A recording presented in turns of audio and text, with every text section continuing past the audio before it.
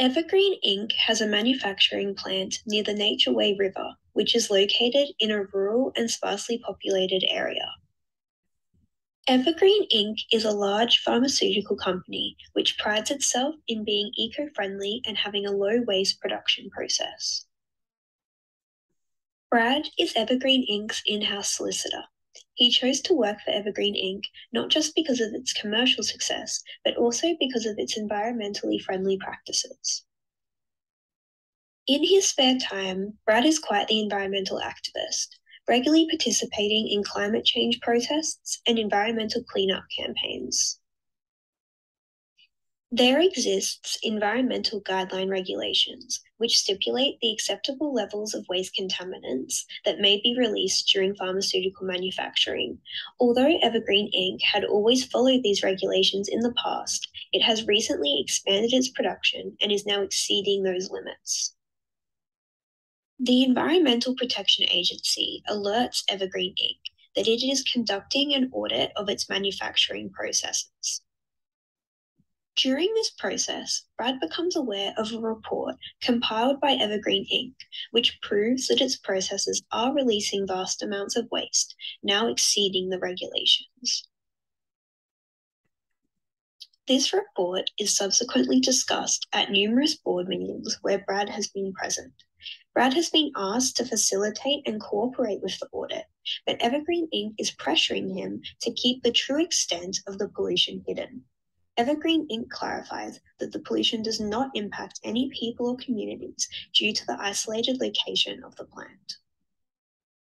This is the first time that Evergreen Inc. has ever applied this kind of pressure on Brad. Evergreen Inc. has a positive corporate culture, and its directors are usually very open to Brad's guidance and advice. However, they are extremely firm in their position on this issue. They will not tolerate this information being made public through the audit, as it will greatly damage Evergreen Inc.'s sales and brand reputation.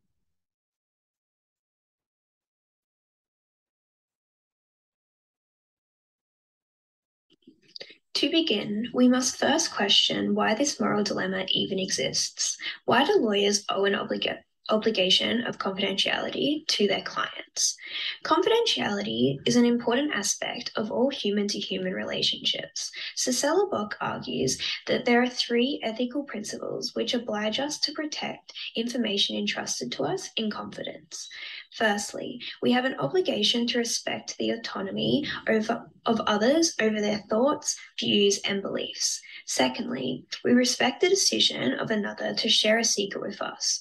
And thirdly, promising a vow of secrecy creates a further obligation, and we feel as though we have a duty to honour that pledge. However, from a professional standpoint, Bock argues that there is an extra rationale to confidentiality. There is a public interest in protecting confidential information revealed to a professional. In the case of the legal profession, this public interest is that confidentiality facilitates the provision of effectual legal advice and competent legal representation, as clients feel safe to disclose all of the information relevant to their matter.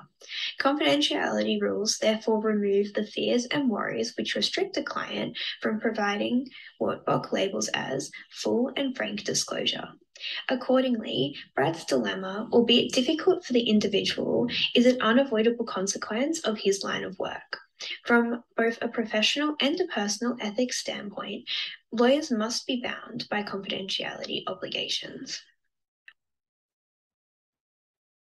Parker and Evans argue that ethical decision-making is influenced by a lawyer's framework of values. They identify four possible frameworks. The adversarial advocate is partial only to their client's interests. The responsible lawyer prioritizes their duty to the justice system.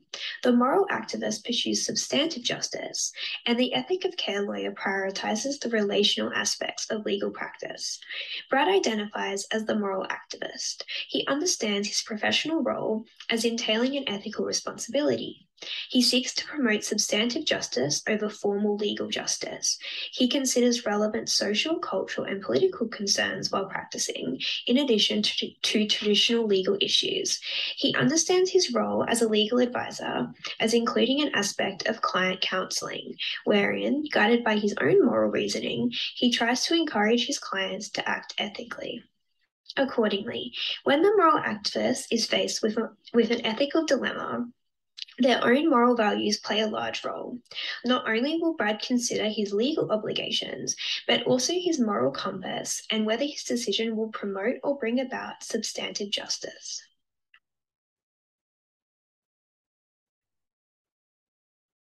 So, in terms of awareness, Brad needs to realize the moral significance of the conduct of his client and understand the ethical issues presented by their attempt to suppress the extent of the pollution caused by Evergreen Inc. The ethical dilemma in the situation is worsened by the fact that the company presents itself as an environmentally friendly organization.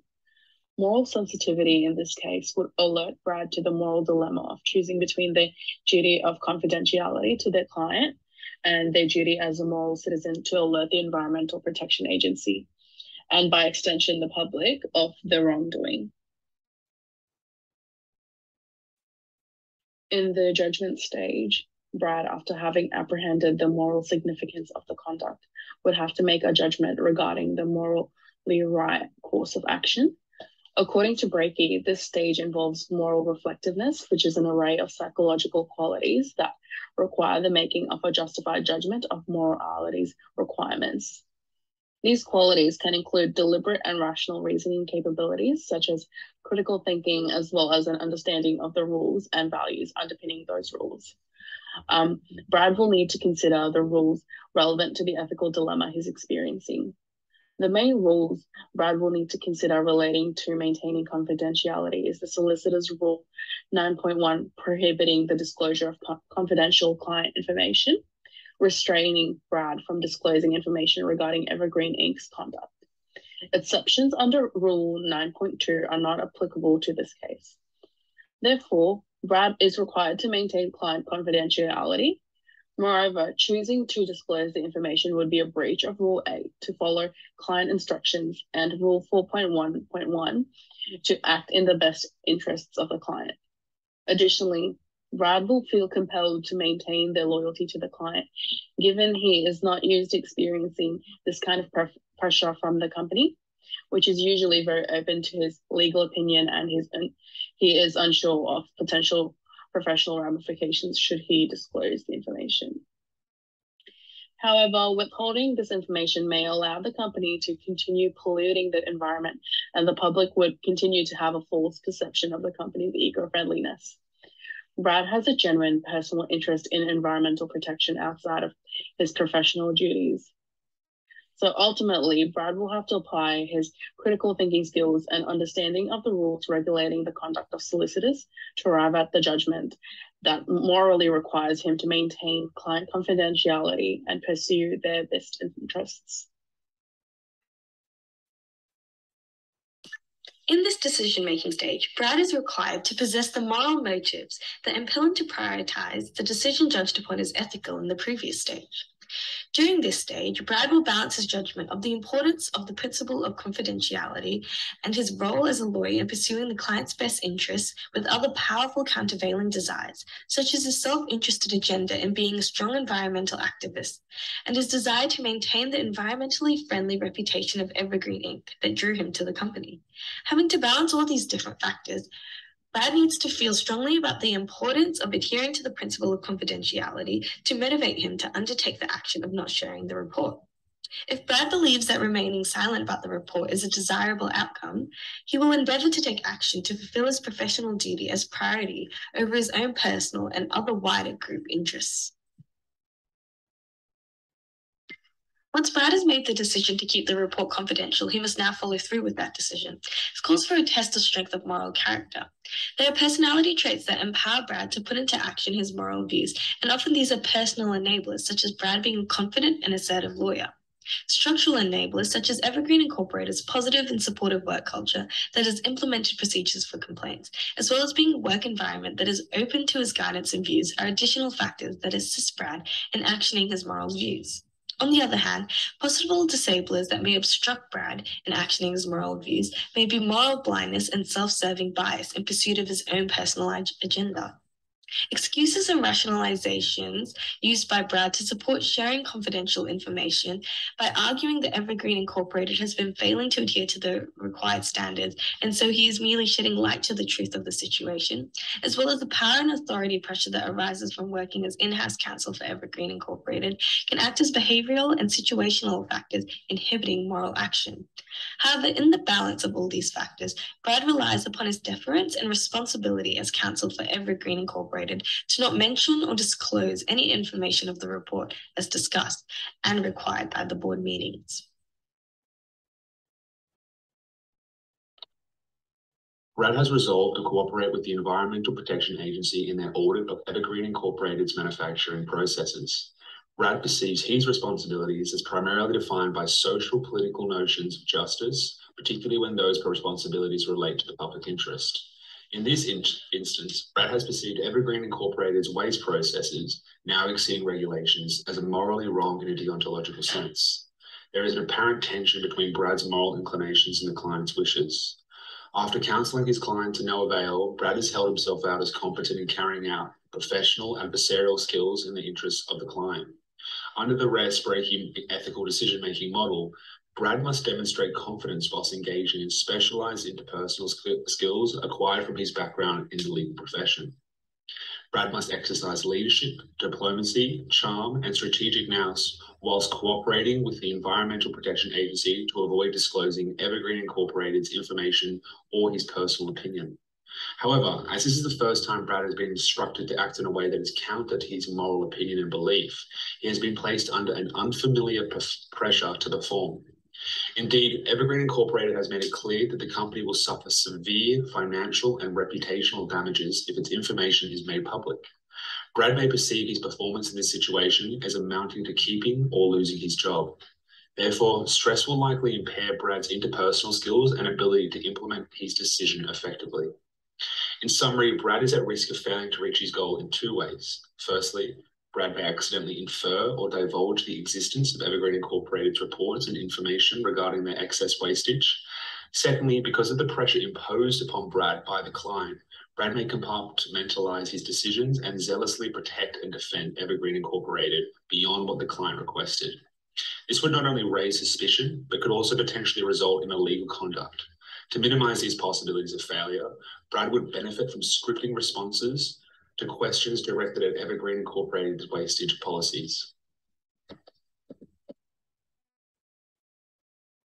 In reflecting upon Brad's decision, he faces no legal consequences for his decision in the professional space, as he upheld his duty of confidentiality to Evergreen Incorporated and protected their interests.